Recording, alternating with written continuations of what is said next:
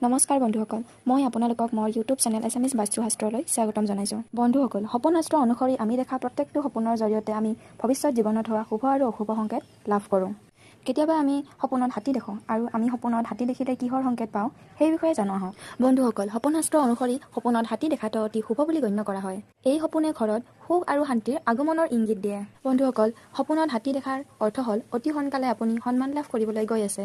যদি আপুনি সপোনত নিজকে হাতীত উঠি থকা দেখিছে, তেন্তে ইয়াৰ অৰ্থ হ'ল আপুনি সোনকালে অগ্ৰগতি লাভ কৰিবলৈ ওলাইছে। লগতে বন্ধুসকল, সপোনত হাতী দেখা এটা মহান সাফল্যৰ সূচক হিচাপে গণ্য কৰা হয়। বন্ধুসকল, আপুনি যদি সপোনত হস্তীৰ জ্যোতি দেখা পাইছে, তাৰ অৰ্থ হ'ল বিবাহিত জীৱনত সুখৰ হোৱা। আনহাতে যদি এগৰাকী গৰ্ভৱতী মহিলাই সপোনত হাতী দেখিছে, তেন্তে ই এটা ভাগ্যৱান সন্তানৰ আগমনৰ ইংগিত দিয়ে। বন্ধুসকল, দল খাই থকা বা জাক খাই থকা হাতীৰ সপোন দেখাৰ অৰ্থ হ'ল অতি সোনকালে আপোনাৰ সকলো সমস্যাৰ পৰা মুক্তি পাব। বন্ধুসকল, সপোনত হাতীৰ জাক এটা দেখিলে হঠাৎ আৰ্থিক লাভৰ ইংগিত দিয়ে।